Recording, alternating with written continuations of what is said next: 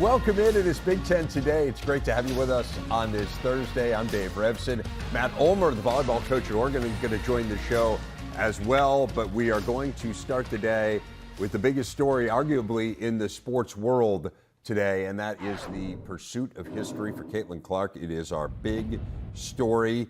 8 points away from passing Kelsey Plum and becoming the all-time leading scorer in NCAA women's basketball history.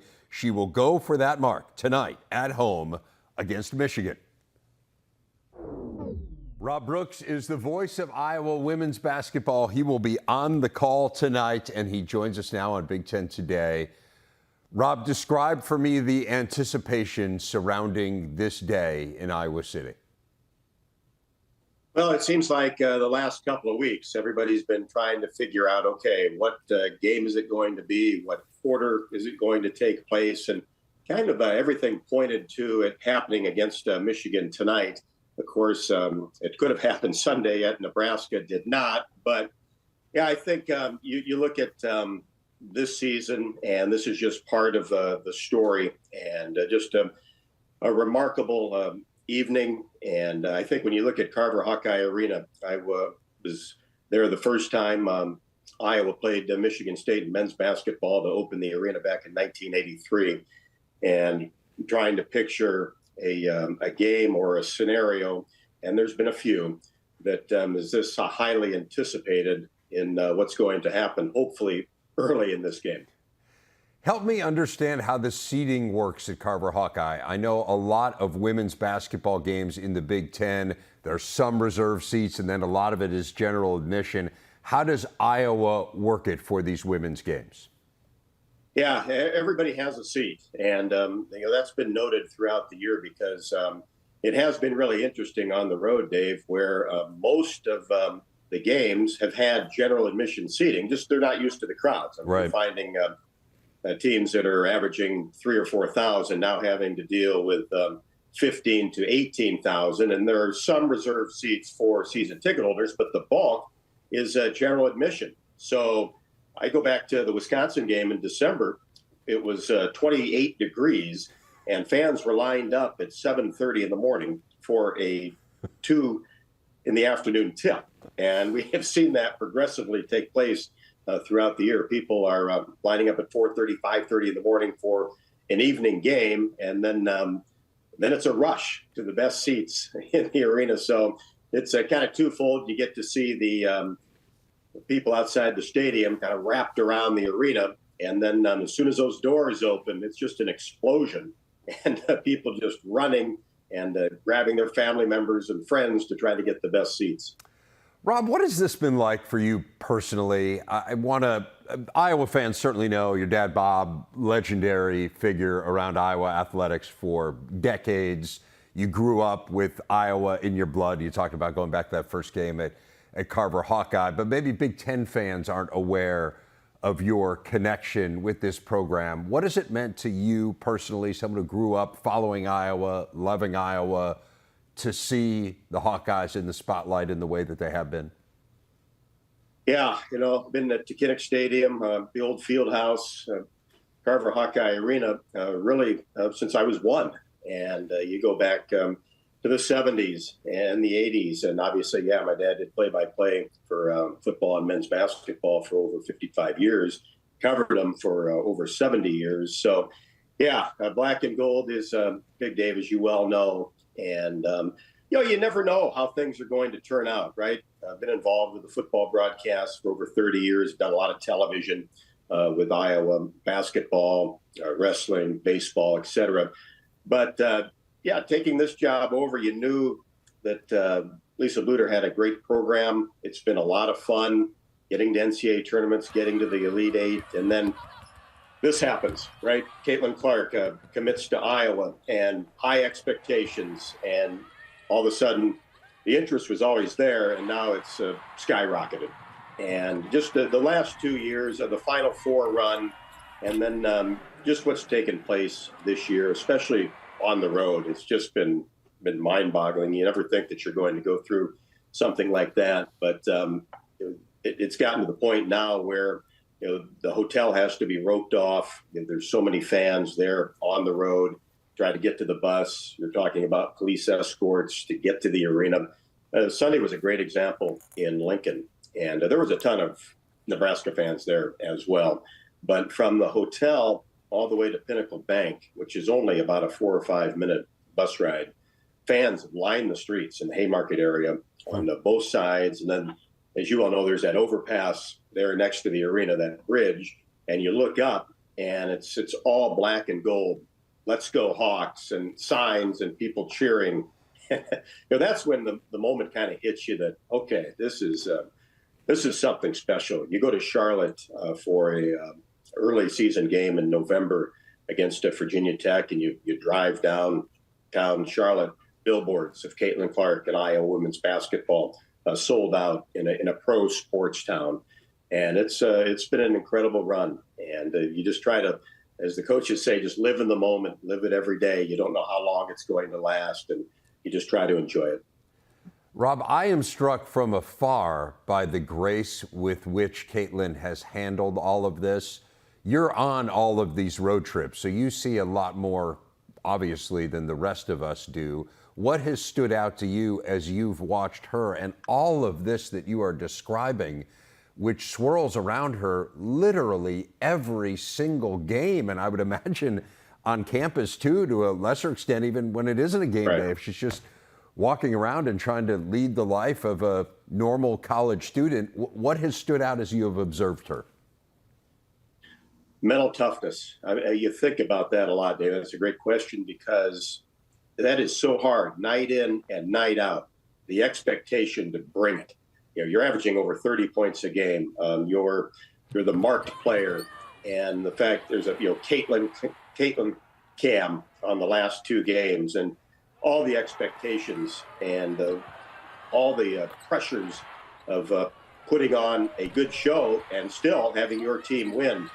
I think it's been remarkable, because she has played, for the most part, really, really well every single game, and obviously can do a lot of different things other than score. But I think that's really the thing that sticks out. She's ultra competitive, and just the mental and physical toughness that she possesses to go through this, as you mentioned, on a daily basis, but then every single game day. Wanted to ask you about tonight. Have you given any thought to a call, what you will say when Caitlin breaks the record? Very little. And I've thought about it. I won't have anything written down. And I kind of go back to Vern Lundquist, who I think is one of the greatest to ever do it. Always talked about never scripted anything. Just let the emotions and the moment tell the story. And I've kind of always subscribed to that. And we've had a couple buzzer beaters last year, Indiana, this year, Michigan State. So I've got something kind of in the back of my mind, but I won't have anything written down. And, you just make sure you get the right shot, right? I'm glad it's only 8 points and it's not 27, even though I keep score during the game, that you'll be on top of it early on. Yes, you'll need some people just to make sure the math is right as you get close there, Rob. Do you have any sense of how Iowa will recognize this accomplishment? Is the game going to be stopped? Will they recognize it at the next break, the natural break in the action, or will they not recognize it at all? How are they going to do this? Yeah, I've kind of heard both things. I think the initial idea was to just let the game play out. And then I've kind of heard some rumblings, well, maybe they'll stop the game and recognize her. I think for Caitlin's sake and for the team's sake, I hope those 8 points come in the first 3 or 4 minutes of the game. And, Michigan, they might want the same thing, right? They are coming off a loss, obviously, to Nebraska. A really crazy game on Sunday. Incredible come-from-behind win for the Huskers. Let's focus on the game just a little bit here. How do you expect Iowa to respond? Have to respond. Coach Bluter, not happy. Pretty upset after losing that 14-point lead going into the fourth quarter. Caitlin Clark didn't score, just didn't handle the defense, the multiple defenses that Nebraska threw at them. And you're right, credit the Cornhuskers. They played a great fourth quarter, never quit. And that's, one thing about this league, as you well know, covering it for all these years, you got to bring it for 40 minutes. And that's been no more clear than the loss at Ohio State, really the win at Maryland. and of course Sunday against Nebraska. So I think even more importantly from the coach's standpoint, you've got 2 losses now in the league. Ohio State only has 1. If you want to contend for the title and make that regular season game, the finale, hosting Ohio State, really meaningful, pretty much you figure you have to win out. And it starts tonight against Michigan. So first and foremost, you have to really have a bounce back game. And that's where I kind of say, okay, hopefully Caitlin can get her 8 points, get that out of the way. Hopefully it's a memorable shot. And then, hey, let's play basketball because we need a W. Rob Brooks, have a great time tonight. Enjoy the moment, soak it up, and savor it if you can. And we really appreciate you taking some time out of what I know is a busy day to visit with us. Will do, Dave. I appreciate it. Thank you.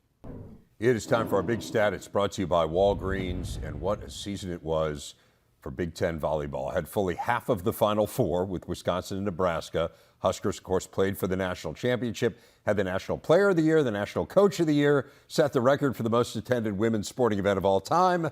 I would call that a memorable 4 months, and Emily Ehman had one of the best seats for that, of course, calls so many games for the Big Ten Network.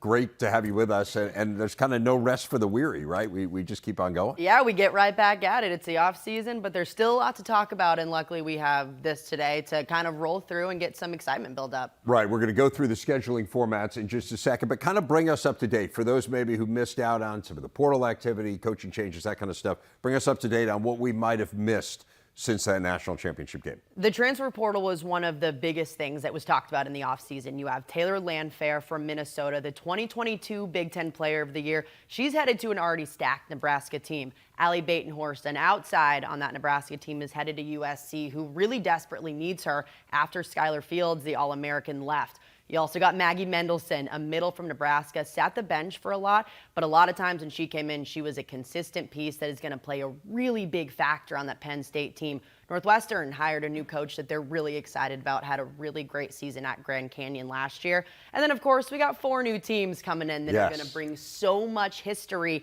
and competitiveness to an already ultra-competitive Big Ten conference. And those 4 new teams segue to why we're here today. And there's so many questions about how will the new schedule work with 18 teams in the Big Ten. And we're starting to get some of the answers. We're not going to reveal the actual schedules today. Those will come in due time. But we're going to get the schedule rotation. And here are kind of the overarching philosophies. This was done in conjunction with stakeholders on every campus. Each sport considered separately based on differences in the postseason and NCAA tourney selection. For volleyball, overarching factors, academics, geography and travel, traveling before classes start, during breaks, playing 2 schools that are close to one another the same weekend. Competitive balance for the 2 plays is big, including historical success of the programs, and then a general philosophy of playing conference foes more rather than less. So let's take a look at what this means practically. Again, we don't have the actual schedules. We're going to show you who everyone is playing and where they will be playing them next year. So let's start with the Fighting Illini. We're going to go school by school. It's a 20-game schedule. You play 17 schools once and 3 twice. So in Illinois' case, that's Indiana, Nebraska, and Northwestern. As far as the West Coast schools, the Eastern and Central time zone teams will have just 1 trip to the Pacific time zone. So it's safe to assume those road games against Oregon and Washington will be played on the same trip. All right, let's look at Indiana. They had a good year, 11-9 in the conference. They go Ohio State and Purdue twice in addition to the Illini. What else stands out with the Hoosiers, Emily? Well, the Hoosiers are really on the come up. This team is going to search for their first NCAA bid since 2010. And what stands out to me is really those home and away, the double matchups. You have Illinois, Ohio State, and Purdue. Those are other 3 teams that are still going to be fighting for the NCAA tournament. So those double matches for the Hoosiers are going to be so big this season because they essentially have to win those in order to hope for a bid for the NCAA tournament. And then, of course, on those other matchups, some of those big ones, try to steal a few away. Most wins in a season for them since that 2010 season that you were talking about a season ago. Let's get into the next group. Iowa. Rough season, didn't win a conference game. Jim Barnes' team will face Northwestern, Nebraska, Rutgers as its 2 plays. Barnes going into year 3 in Iowa City. Maryland, Adam Hughes' team over 500 for the 2nd straight year, first time in nearly 2 decades. Their 2 plays next season, Michigan State, Penn State, and Rutgers. They will look to improve on an 11th place finish. Michigan, first year for Aaron Virtue. They were 5-15 in conference. Michigan State, Minnesota, Ohio State, the two plays there. This is a program looking to bounce back, Emily. Yeah, it's a program looking to bounce back. They did, I think, somewhat better than expected in a coach's first season. But what I love about this schedule is we still get those big rivalries with Michigan, Michigan State, and Michigan, Ohio State. I'm really glad we get two of those matchups. School that's had a fair amount of success historically. Michigan State made some nice progress in Leah Johnson's second year. 5-win improvement, Emily. They've made massive jumps. They got their first ranked home win since 2017. And what that tells me for Michigan State is the Breslin Center is a tough place to play. So any of these teams that are playing Michigan State at home, they've got a tough test.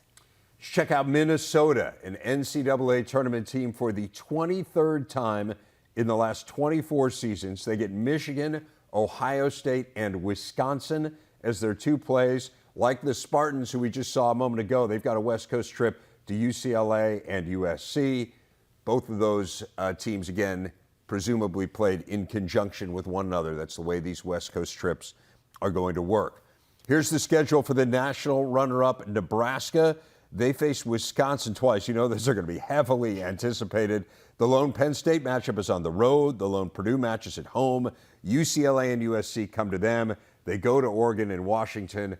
John Cook's team was in the spotlight really all year this year. Give us an idea of what to expect from them coming up next season. Nebraska feels like they can win another Big Ten title and get to another national championship match. And what I love about this is we still get that Wisconsin matchup twice between the two of them. It's always one of the most hyped up matches of the year. Headed into last season, it was 1 against 2 undefeateds. You hope for that this year. We'll see how it plays out. What I also like about the schedule is we get another rematch with Nebraska headed to Penn State. We saw how exciting it was last season. It was a whiteout. Penn State went up 2-0. Nebraska came storming back. I think that's one to really circle on your calendar and to get really pumped up for. I mean, the two plays against Wisconsin are going to be huge. And again, that was part of the philosophy. Let's have teams that have had similar success through the years play one another more frequently, create more of those big matchups. You know that'll be huge. A Nebraska team that's played for the national title twice in the last 3 years. We'll see if they can win it next year for the first time since 2017. You mentioned Northwestern and the new head coach, Tim Nolan, coming from Grand Canyon, taking over a middle-of-the-pack team. Cats get Illinois, Iowa, Wisconsin as their two plays. He had the Antelopes in the NCAA tourney last year. He'll try to get Northwestern going again. Ohio State missed the tournament last year, first time since 2019. Indiana, Michigan, Minnesota, the two plays for them, Emily. Yeah, Ohio State's trying to get back into that tournament, and similar to Indiana, their two-play matches are kind of must-wins. They really need to get wins over Indiana, Michigan, and Minnesota as they're trying to fight their way back into the tournament. Now let's get into the first of the new teams. Oregon is really good. They made the Elite Eight last year. You note the two plays. Now, this is important to note because this is the first of the new teams in the Big Ten that we've seen coming from the Pac-12. Those West Coast schools are going to play each other both home and away. So we're going to see this consistently with the old Pac-12 teams coming to the Big Ten. They will play their other former conference mates, both home and away. That cuts it down considerably, obviously, on the travel. Matt Ulmer's team going to join us a little bit later in the show, but give people an overview of a team that was one win away from making it to the Final Four. Yeah, that team lost a lot of those starting pieces, but what they bring back is a lot of backups who are in the gym every day playing against the top caliber opponents. And what this team does really well is they play on the road really well, which is huge for a team that has really tough road matches this upcoming season. They have Minnesota, Penn State, Wisconsin, and then those three West Coast teams that are, pretty much all rivalries as they played in the same conference together. So this is a team that I think, despite losing so many pieces, is going to surprise some people. And we're going to talk to him in a bit. I'll certainly ask him about some of the new pieces. They've done really well in the portal, so you could see Oregon, again, some star power gone, but maybe you don't miss a beat. It's hard to know, obviously, in this day and age of the portal, but a lot to be excited about for the Ducks. Let's check out Penn State. They made it to the regional semis last year. They bowed out to Wisconsin. Michigan State, Maryland, Purdue, the two plays. They head to UCLA, USC, and Wisconsin, get Nebraska at home. What are we expecting? Nittany Lions, always powerful. What are you looking at from them? Penn State is a historical program, and they continue to have that expectation of doing really well. And I like their away schedule. They only play 3 teams away that made the 2023 NCAA tournament. So look for a lot of wins on the road for the Nittany Lions. Speaking of the NCAA tournament, they obviously are the only team ever to make it every single year. 43 for 43. Pretty remarkable track record. Purdue has a good track record as well. It's not quite Penn State's NCAA tourney, but not that far off. And they've been to 18 of the last 20. In addition to playing the Nittany Lions twice, they get 2 against Indiana and Rutgers, play Nebraska on the road, Wisconsin at home. Dave Shondel's crew, they're always tough. What stands out here with the Boilers? Yeah, Purdue is always tough. It doesn't matter if they're home or away. You can never underestimate this team. They've got a really tough road schedule this year. Minnesota, Nebraska, Oregon, Penn State, and then rival Indiana.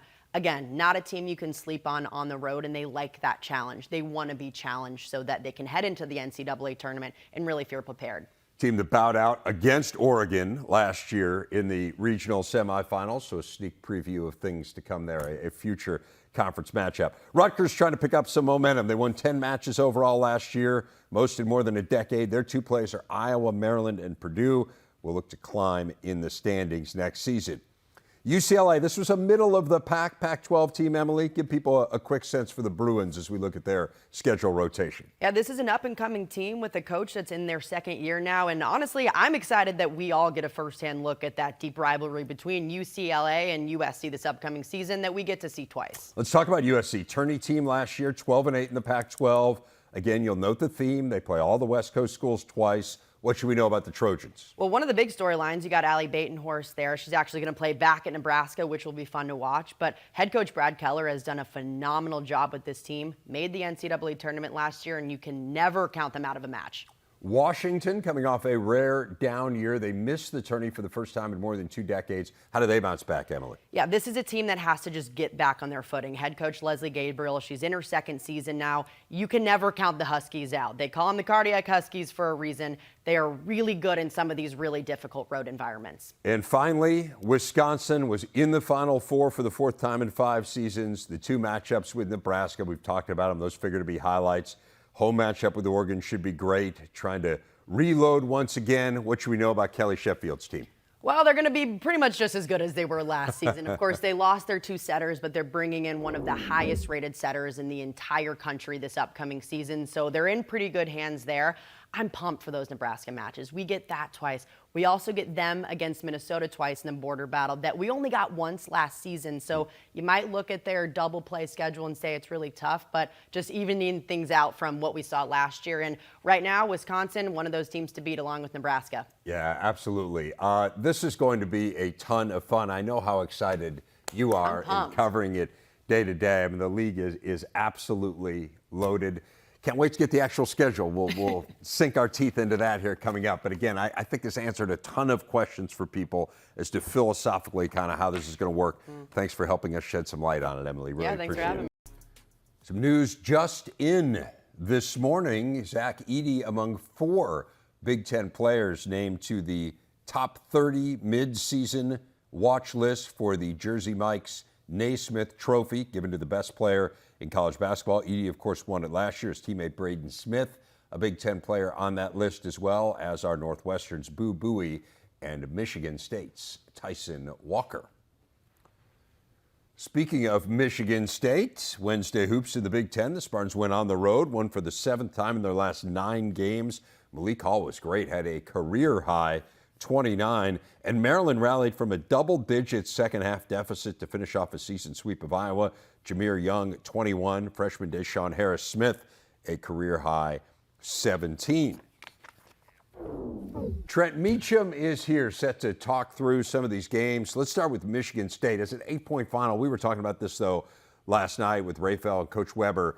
It never really felt like it was that much in doubt. Michigan State came out and really set the tone early on and played extremely well at a place that has proven not to be easy to win. I mean, Penn State's been playing some good basketball. Yeah, I believe Penn State was up maybe 7-2, and then Michigan State turned it up. They looked like vintage Spartans to me in the first half. I thought their speed and their aggressiveness was very impressive. When you think of Penn State, that's a team that typically brings the game to you, brings the fight to you. And Michigan State flipped the table on that defensively. A.J. Hoggard maybe wasn't great offensively, but picked up the pressure. Trey Holloman off the bench. Jay Nakins in that first half on both sides of the ball. I mean, defensively, very active. And then flying down the court, Michigan State, as good as anybody, pitching that ball ahead. Jay Nakins, 15, 16 points in that first half, was big time. And just the pace that they played with, the aggressiveness that they played with, I was very impressed with them. Yeah, it was really good. Akins had a number of threes in that first half and then had an incredible dunk. Talking about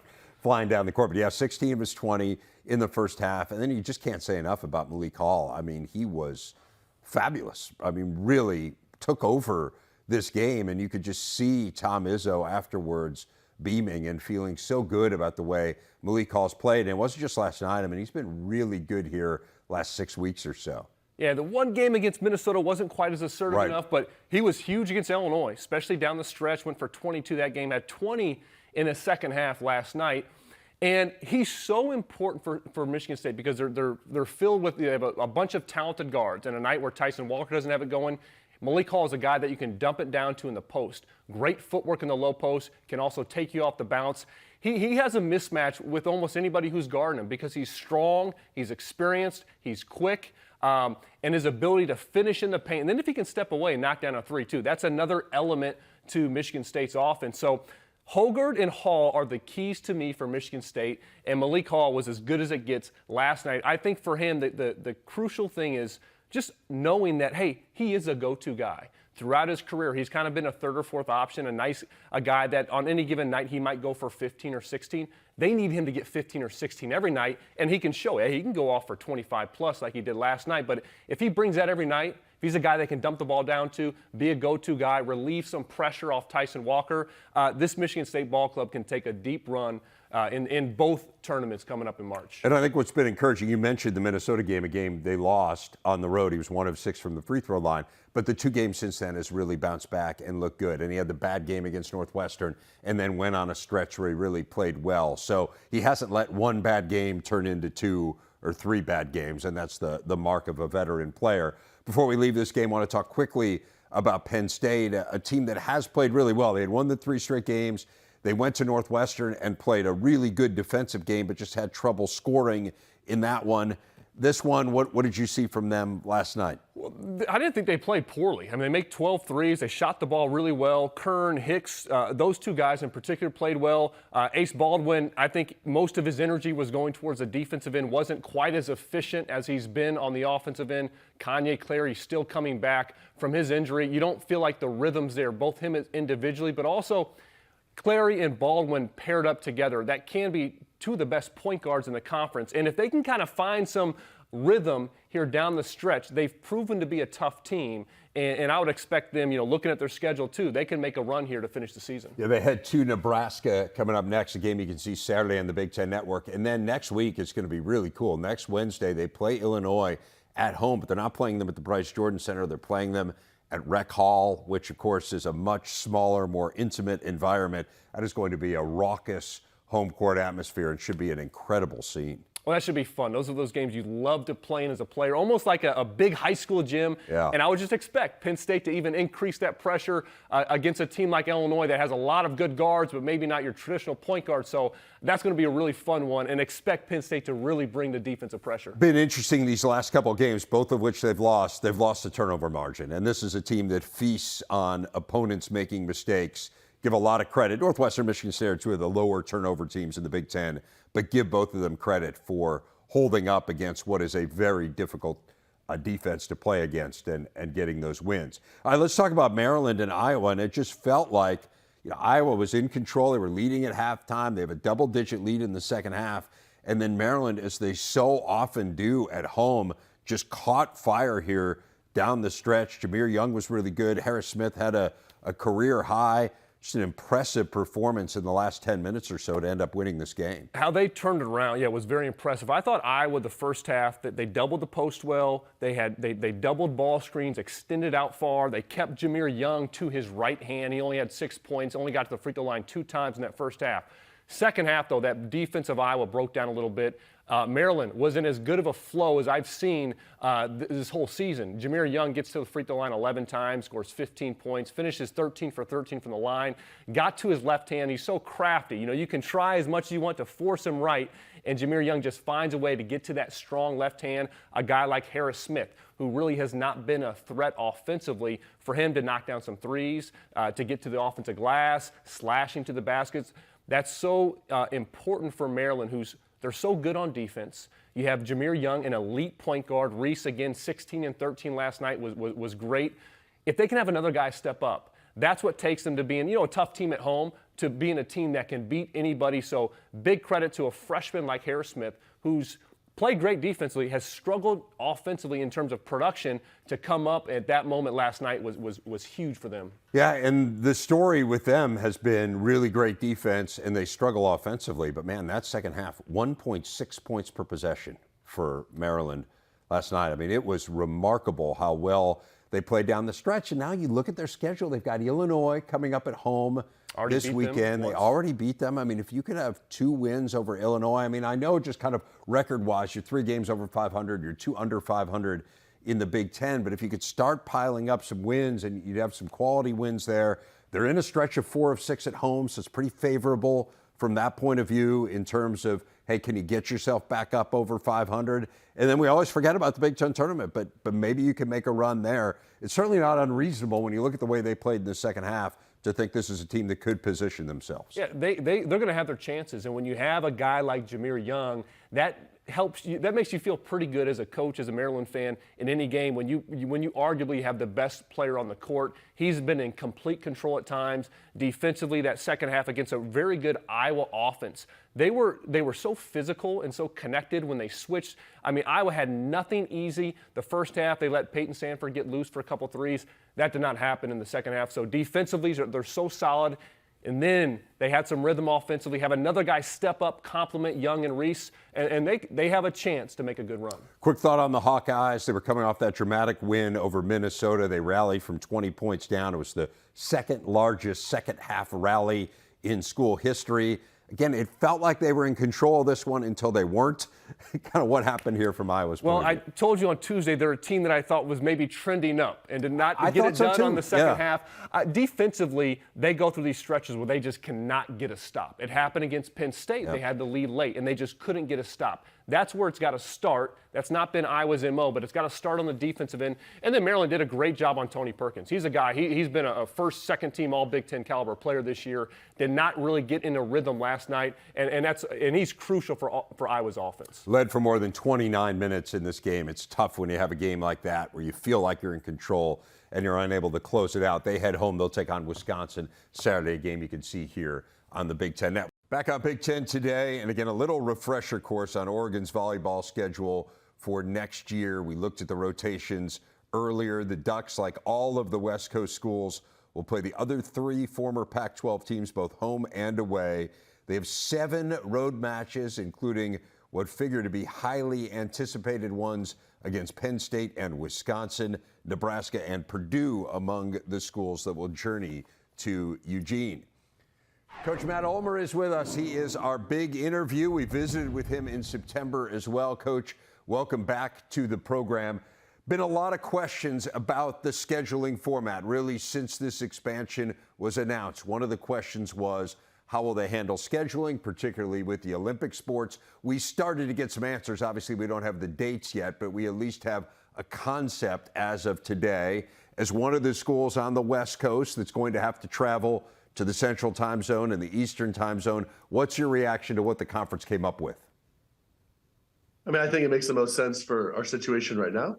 I think for us to play home and away with the 3 West schools, makes a lot of sense for travel. They're going to be great matches, just like always, and those are good rivalry games. So I'm excited to have those home and away.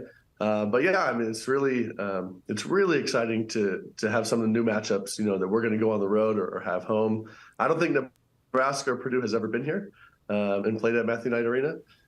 So that'll be, I know our fans are going to be ready for that. And, hopefully we can pack the place and start some new rivalries. We were talking when we had you on in September about the fact that you are actually a Midwesterner. You went to high school in Chicago. I was looking at the schedule thinking, wow, I wonder if he's going to get a match at Northwestern or at Illinois. Those obviously will have to wait until next year. But your mom's the coach at Carthage College in Wisconsin. You've got a matchup going to Madison. Obviously, some of it's going to be contingent on her schedule. But the Midwestern people in your family, what are your thoughts as you see that you're going to be going and taking on the Badgers in Madison? Well, when we went to Madison for playoffs last year, we played Purdue and we played Wisconsin there. Yeah, we had a nice little green section, in a sea of red. So hopefully we can continue to bring that, with all the matches that we're going to have. But yeah, I mean, a lot of those matches are driving distance, and so I think everybody's really ready to get in the car and move around and go see a lot of Oregon volleyball against some great opponents. 7 road matches for you guys outside of the Pacific time zone. And they talked a lot about the priorities going to be given to trying to work it around the academic schedule and trying to pair some of those trips together so that you're not on the road all that frequently. That being said, kind of philosophically now that you know that you're going to have these road trips built in, not just this coming year, but every year, will it change the way that you schedule the non-conference? Yeah, definitely. I mean, I was just on the phone this morning, just trying to figure out, how do we stay in our time zone? How do we stay in our state more? Would sure love to get some more home games, because we're going to add some travel, in our conference season. And I think it can average out, last year we were on the road for the first 4 weeks. So for all of non-conference, we were on the road and kind of went everywhere. So that maybe is something that we don't need to do anymore. Or maybe we'll find a balance as we go on, but at least for this first year, if we can just stay more regional, maybe more West Coast, and then obviously we're going to get the travel with the conference. What else changes for you aside from scheduling and travel as you prepare to enter the Big Ten? What does this mean for your program more broadly? Well, we just had our head coaches meeting at the big offices, in Chicago, and it was just very eye-opening. I said to the group before, I had a lot of professional jealousy, just based upon what the conference and what the teams are doing for the sport of volleyball. And so to be in that room, to hear what's going on, to hear the importance of women's volleyball in the conference, and that there's a plan moving forward of how to, continually grow the sport more and more and put a spotlight on it. That is so, exciting for us, and, just really want to be a part of it. And, we're trying to compete for championships, and we feel like being in this conference and this sport, is only going to help prepare us, to achieve those goals. I want to give people a little bit of a primer on Oregon volleyball, and let's talk about the season you just had. It was fantastic. You were one step away from the Final Four. You mentioned being in Madison. That was the match that would have gotten you there. The Badgers ended up beating you guys, but your program is really playing exceptional volleyball, has been here for the last few years. Give people a sense of kind of where you feel like you fit into this league as you prepare to come on board. Well, I think we're always playing, the traditional Big Ten schools, every year, whether that's the non-conference or playoffs. Generally it feels like the Sweet 16, Elite 8 matchups we're playing against Big Ten schools. So, I think we have an idea of what's going on in the conference. We've seen a lot of those teams and we've had success. I hope that Wisconsin, we can get them back after this last year. But we know that that's going to be a tough challenge, and we're excited for that. But yeah, we've been in the Elite 8 3 of the last 6 years, and another Sweet 16 squeeze in there. We've been second in the Pac-12 last handful of years, and we're developing really great student athletes that are going on and playing pro. We have 16 current pro decks right now, and that's really exciting to see them out there in the PBF and all over the world and having a lot of success. And so it's just a place right now where volleyball's taken off in Eugene, and our attendance records are, blown up every year, and we were in the top 10 nationally this year. And again, I just feel like being in the Big Ten Conference where, that's where a lot of the attention's coming from. That's where we belong. And, we're going to compete and give everything we can, to bring home some of those championships. And fair to point out, before losing to Wisconsin there in the Elite Eight, you beat Purdue in the Sweet 16, so another Big Ten team there. You're really active in the portal, I noticed. You got the Junior College Player of the Year. You got the Big West Player of the Year. Tell us about the new additions and how you think that positions you guys to maybe make that Final Four run next year. Yeah, we graduated seven seniors that all had impact. They all had playing time for us, of the 9 basically players that we had. But having said that, normally that would be really frightening. But the group that we have on the other side, and now that we'll step in, to more playing time, is really an exceptional group. Just younger, just a little bit less experience when it comes to the college level. But, they're really, really ready to go. And it was nice for us to be able to add some more mature pieces and women that can come in and just kind of steady the ship and just be really solid for us, and that have had a lot of success. And Michelle Obetti from Santa Barbara, the Big West Player of the Year, is a really nice outside who can play the whole game and wants to play pro when she's done with college, and she's going to do a great job there. And Mackenzie Morris, who's libero from Kansas State, led all of the Power 5 in digs per set, and I think she's going to be an All-American libero, and she has a chance to play pro as well when she's done. And so it'll be fun to see her fight with Kate Thibault and Daly McClellan and just add to our defensive, court that we have. And, we've been a really good defensive team. We've been a good offensive team the last few years, and we're playing well on both sides of the ball, and I expect that will just continue. Matt, last question for you. Just give us a sense for the other 3 programs that are joining the Big Ten, kind of the way that you see Washington and UCLA and USC and how they will fit in. Well, you look at the conference now, and you're adding those 3 schools, which they've won national championships before. Yeah. So it's 3 national championship programs, and there's already 3 others in the conference, so you got 6 there. And then you add in Oregon and Purdue in the Sweet 16. That's not even considering Ohio State. So it's like you're talking 10 deep playoffs right there. And then you got Indiana, who I think is playing great volleyball and really doing a lot of good things. Minnesota was the other one, right? Minnesota hasn't won a national championship, but you got them. So, that's 11 teams that I could just name like that right now I think could be playoff teams. And then you got Illinois, who's fighting, and go down the list. Michigan State's on the rise, and a lot of really great new coaches that are building their program. So the depth, I think we're going to set records. I think the record is 10, playoff teams in a year. And I think we're going to blow past that this year. And so it's just, what a time, to be in the sport and to be in this conference. And, we're just really excited to be a part of that. And I think the other 3 teams are all, they got as much talent as anybody else, and they're going to build it, and they're well coached. And I'm excited to see how the 4 of us transition into the new league. Well, Matt, we are looking forward to it as well. We really appreciate your time. Again, second time on Big Ten Today, and you're not even in the league yet. So we'll look forward to having you many times Let's keep here it going. In the years to come. Absolutely. If you're on the show, it means you're newsworthy. I really appreciate your time, and again, look forward to having the Ducks in the conference. Thanks for having me. Appreciate it. Tonight, Northwestern battles Rutgers. Then Zach Edey leads number 2 Purdue against Minnesota. Don't miss a hoops doubleheader tonight, only on the Big Ten Network and the Fox Sports app. Coverage begins with the tip-off show at 6 Eastern. Let's dive into each one of these games, starting with Minnesota and Purdue. Gophers have won 3 of 4, coming off the tough loss against Iowa. Dawson Garcia considered to be a game-time decision. We'll see whether he's ready to go. They're going to need him against Zach Edey and company. That's a big question mark. Yes, is your best player available to play, especially as a big guy? Maybe he's a versatile guy, so he could pose some problems for Purdue, who just seems like they're on a mission right now. I'm thinking, what do you do if you're up against them? I would think Minnesota should really extend the pressure on ball screens against Braden Smith, double Zach Edey. The teams that have had success, Nebraska, Northwestern, that's what they've done now. Purdue's number 2 in the nation in shooting threes.